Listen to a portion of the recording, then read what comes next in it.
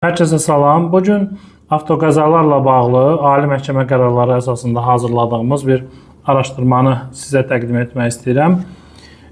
Burada avtoqəzalarla bağlı sual yarana bilər ki, iki avtomobil toqquşursa burada mübahisə aydındır. Təqsir kimdədirsə onu dövlət yol polisi müəyyən edir və təqsirli tərəf qarşı tərəfin zərərini ödəyir. Amma biz Ali Məhkəmənin qərarlarını təhlil etdikdə gördük ki, burada əslində məsələ o qədər də sadə deyil. Bizim araşdırmamız təxmini 10 qərara əsaslanır və orada 8 mübahisə istiqaməti çıxıb. İndi onlardan məsələn bəzilərini səsləndirim. Birində kənd təsərrüfatı texnikası, traktor deməli piyadəyə xəsarət yetirir. Bundan bağlı fərqli bir yanaşma var. Burada traktor bir MMC-nin bir şirkətin mülkiyyətindədir.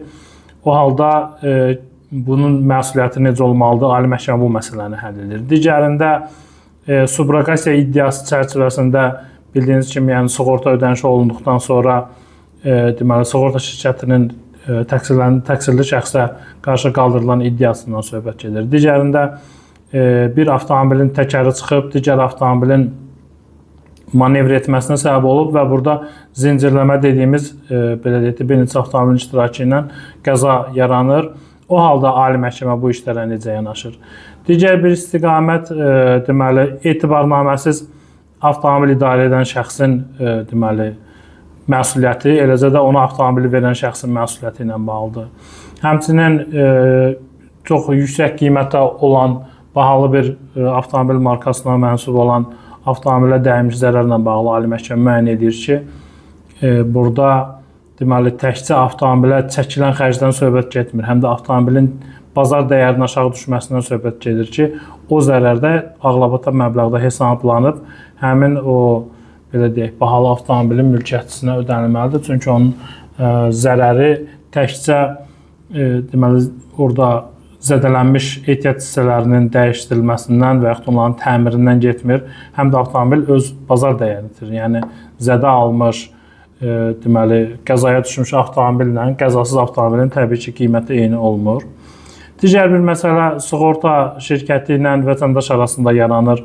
Burada da avtomobil tam məhv olub, sığorta şirkəti ödəniş etdikdən sonra deyir ki, o məhv olmuş avtomobili verin bizə, biz onun hissələrini istifadə edək müəyyən məbləğdə, belə deyək də vəsaitlərimizi geri qaytaraq. Onunla bağlı tərəflər arasında mübahisə yaranır. Bax, belə özünüz də gördüyünüz kimi fərqli mübahisələr yaranır.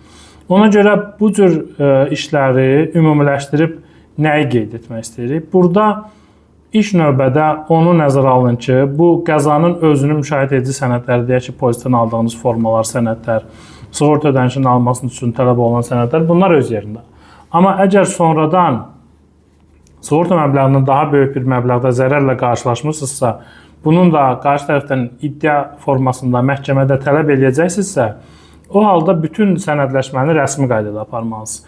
Yəni burada söhbət gedir həm avtomobilin evakuatorla deməli ustaya aparılmasından, daşınmasından, orada avtomobilə dəymiş zərərin qiymətləndirilməsi, qüsur aktı, zərərin hesablanmasından bağlı mütəxəssis rəyi, eyni zamanda aldığınız bütün ehtiyat hissələrin qəbzləri, rəsmi köçürmə qaydasında ala bilərsiniz, şirkətlərin avtomobilləri ola bilər. Bütün bu sənədləri toplamalısınız və bu sənədlər mötəbər olmalıdır. Misal üçün, bizim təcrübəmizdə olur, vətəndaş gəlir ki, bəs mən tanış ustaya aparmışam, orada bizim əlimizdə heç bir sənəd yoxdur, amma mən onu şahid kimi gətirə bilərəm. Baxın, bu cür sübutlar düzdür. Biz heç əlimizdə sübut qalmayanda, sübut bazamız belə deyək də kasıb olanda onu istifadə edirik. Amma nəzərə alın ki, məhkəmələr buna mötəbər yanaşmır. Çünki mən istənilən bir şəxsi gətirib ustam kimi təqdim edib, ona istədiyim sözü orada belə deyək, dedizdirə bilərəm. Amma biz əgər işi udmaq istəyiriksə, sənədlərlə, mötəbər sübutlarla, qaimələrlə, arayışlarla, zərər aktı ilə, bax bu cür mötəbər sənədlərlə iddialarımızı sübuta yetirməyə çalışmalıyıq. Ona görə biz sizə tövsiyə edirik ki, bu cür hallarla rastlaşdınız. Təbii ki, xırda zərər məbləğlərində burada bizim belə deyək, vəkillərin, hüquqşünasların sizə çox böyük kömək olmur. Çünki burada xərcləriniz də artır, vəkillər çəkilən xərclər, məhkəmə rüsumları və s. Amma zərər məbləği böyükdürsə, məsəl üçün bizim təcrübəmizdə var, 20 mindən yuxarı zərər var, 50 mindən yuxarı zərər var və bayaq qeyd etdiyimiz işdə hətta zərər məbləği 150 mindən yuxarı idi, yəni böyük bir məhkəmə mübahisəsi idi. Bax, bu cür hallarda mütləq qaydada sənədlərin sübutlarının toplanmasını peşəkar qaydada həyata keçirmək üçün vəkilə müraciət etməyinizi tövsiyə edirik.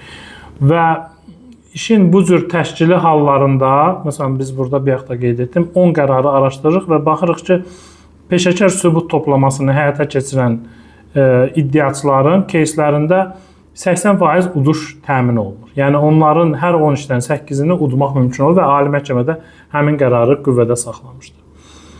Belə bir aktual mövzu ilə rastlaşdıq, araşdırdıq və araşdırmanın müəyyən hissələrini sizlə bölüşürük. Təbii ki, onun məzmunu çox genişdir. Analoji hallarla, bu oxşar hallarla rastlaşdığınızda siz də burada qeyd etdiyimiz, video süjetdə qeyd etdiyimiz amilləri öz xeyrinizə, öz mənafeyiniz üçün istifadə edə bilərsiniz. Hər birinizə işlərinizdə uğurlar arzu edirik.